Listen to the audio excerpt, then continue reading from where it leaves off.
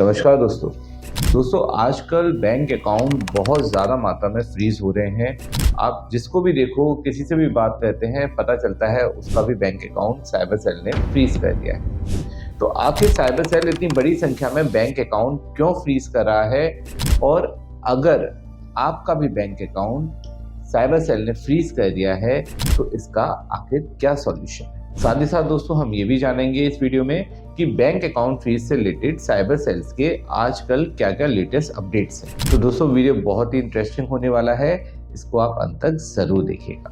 दोस्तों मैं हूं एडवोकेट आयुष गर्ग और आप देख रहे हैं अपना YouTube channel online legal centre. Bank account freeze या साइबर क्राइम से रिलेटेड और इन्फॉर्मेटिव वीडियोस देखने के लिए आप हमारी प्लेलिस्ट पर भी विजिट कर सकते हैं। और साथ ही साथ दोस्तों अगर गुजरात साइबर सेल से आपका बैंक अकाउंट फ्रीज हुआ है तो उसको अनफ्रीज कराने के लिए अब आपको कोई भी लीगल फी एडवांस में पे नहीं करनी है। अपना अकाउंट अनफ्रीज होने के बाद आप हमारी सारी लीगल फी दे सकते हैं। अधिक जानकारी के लिए हमारी हेल्पलाइन नंबर पर कॉल कर सकते हैं। चलिए दोस्तों अब बिना देर करे टॉपिक को शुरू करते हैं। दोस्तों साइबर क्राइम बहुत ज़्यादा बढ़ गया है। जितने भी साइबर क्राइम होते हैं उनकी कंप्लेंट्स भी फाइल होती हैं।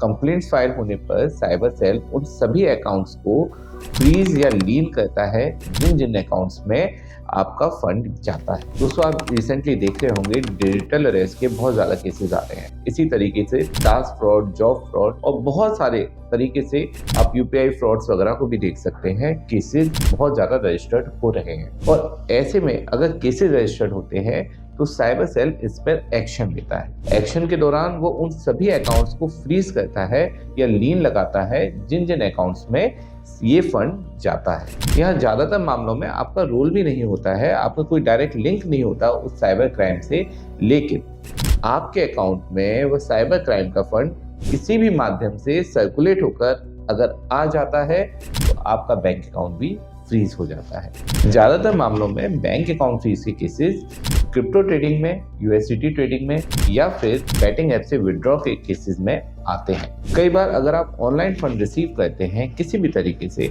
अगर आप कोई व्यापारी हैं तो आप ऑनलाइन फंड रिसीव करते हैं, आप कोई प्रोडक्ट या सर्विस सेल करते हैं तो ऑनलाइन फंड आप रिसीव करते हैं, अपने फ्रेंड से फंड रिसीव करते हैं या फिर किसी से आपने लोन लिया है, तो इस तरीके से अगर फंड आपके अकाउंट में आता है, आप ट्रेडिंग भी करते हैं ऑनलाइन तो भी आपके अकाउंट में कुछ ना कुछ फंड जरूर आता है।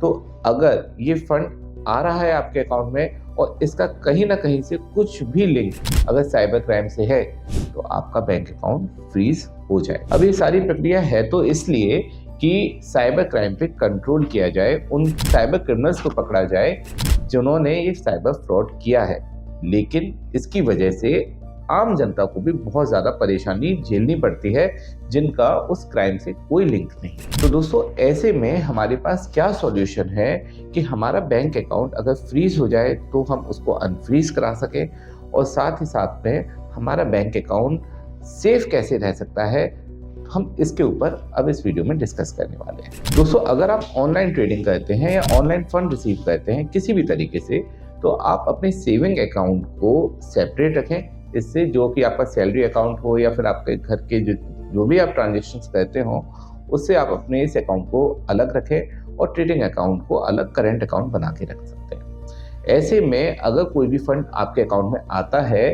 तो आप उसकी रेलेवेंसी प्रूव कर सकते हैं कि भाई ये जो अकाउंट है मेरा इस वजह से फ्रीज हुआ है क्योंकि मेरे पास ये ट्रेडिंग का फंड आया है। सेविंग अकाउंट में अगर ज़्यादा ट्रांजेक्शन्स हो जाते हैं तो साइबर सेल या बैंक खुद भी इन अकाउंट्स को फ्रीज कर देता है। तो पहली सेफ्टी आपको ये रखनी है कि आपको अगर कोई बिजनेस करते हैं, ऑनलाइन ट्रांजैक्शंस रिसीव करते हैं तो आप सेविंग अकाउंट की जगह करंट अकाउंट को प्रेफर करें। दूसरा काम आप ये कर सकते हैं, अगर आप कोई भी ट्रांजैक्शंस ऐसे करते हैं जो कि आपके पास ऐसे लोगों से आते हैं जिनको आप डायरेक्टली नहीं जानते हैं, तो आप ऐसे ट्रांजैक्शंस में थोड़ी सावधानी रखें। आप ऐसे ट्रांजैक्शन के लिए एक अलग अकाउंट बना के रखें और उससे जब आप फंड विड्रॉ करें तो आप कैश में विड्रॉ करने की कोशिश करें।